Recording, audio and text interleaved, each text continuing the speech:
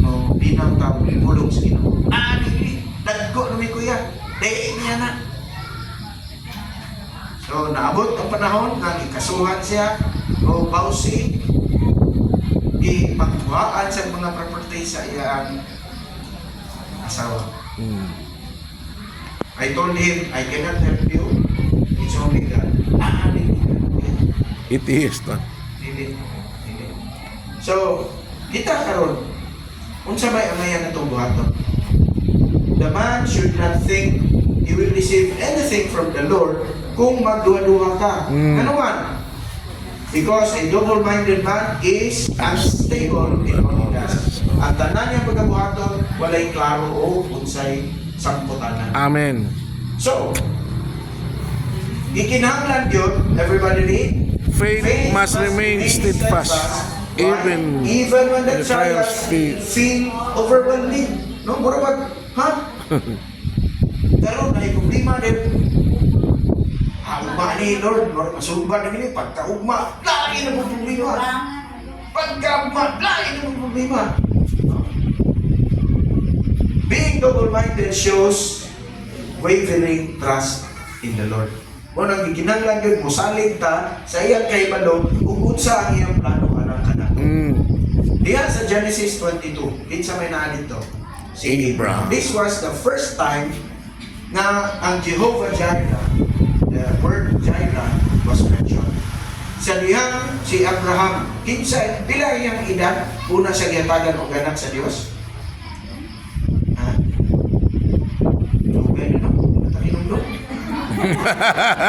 Pero gabi iyan mong gitiksan mo nang nagayumdom ko. 100 years old.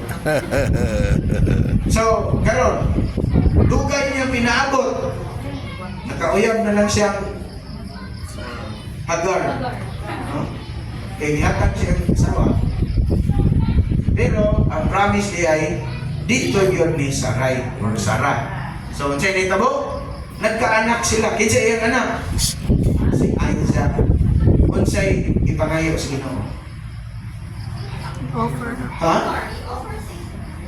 Duro kang pangayo sa Ginoo karon na ana, pero 100 years old, no? Everybody say 100. 100. Oh, kinsa may ganang mabot og 100? Mo pa imong ipanganak og 100. Pagabot ako og 70, kanang akong PM diha, 20 anyos pa yung edad. Pagabot ako og 100, edad 50. So, maskin pa uban niya na sabti, unsay ipasabot sa Dios nga gipangayo niya si Isaac, wa niya na sabti unsa na kapagsulay, but Abraham trusted God completely. Ano man? Because in the past, sa dihang dini siya, bearing age siya, makaanak siya, wala siya tagi sa Ginoo. Sa dihang di na siya magkaanak, gihatagan sa Ginoo. He was really appreciative of what God has done in the past.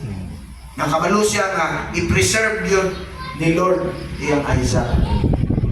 Isalig siya completely.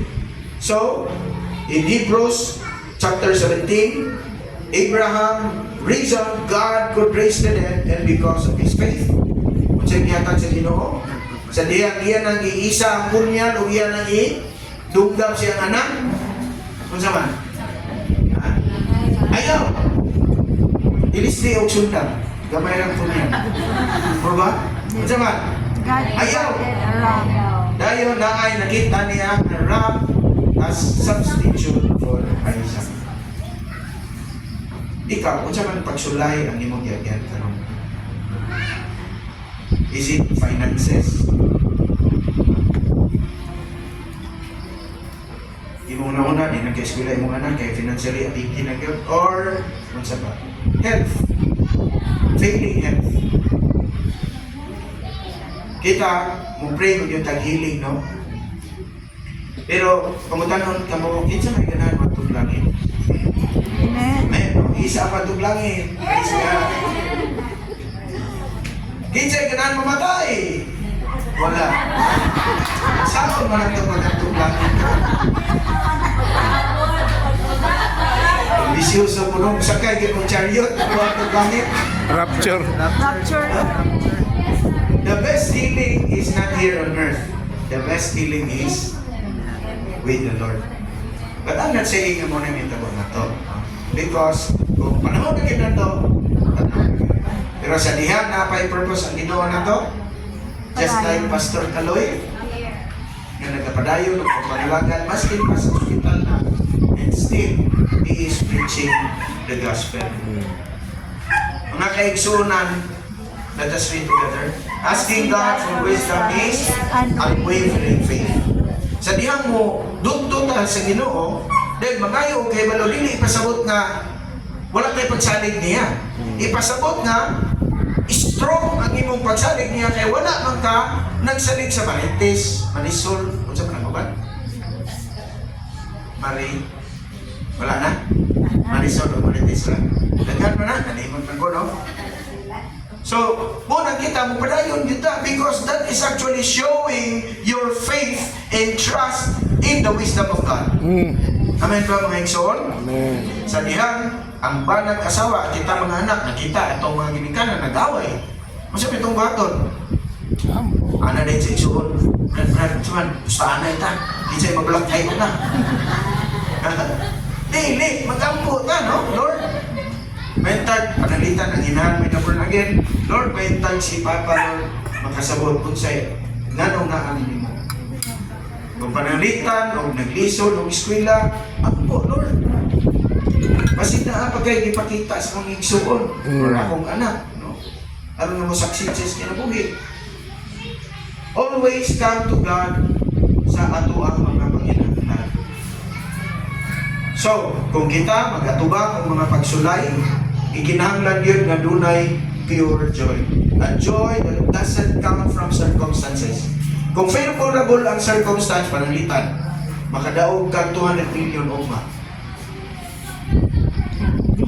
Wala na yung tubot. Malipay ka? Makadaog kang loto, 200 million o ma. Ani pusta di ay. Sakpan. Ani pusta di ay. Pero kaming pastor, malipay yun kay 10% sa 200 million, na 20 million! Makapalit, matag pila kayo na, no? Dahil matungkol niyo mga 2 story, 3 story, no?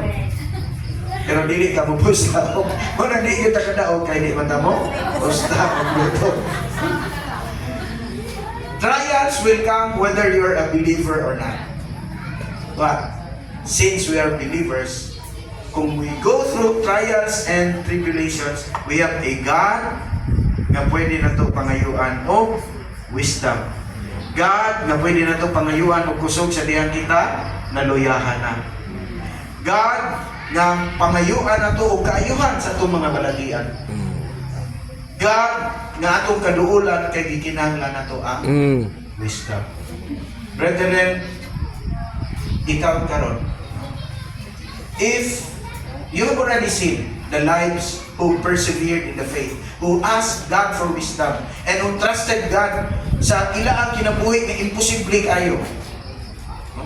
Ato na lang i-mention, kinsa itong maestra na ron? Si, katang ba na to? Angelica? Yung life ko.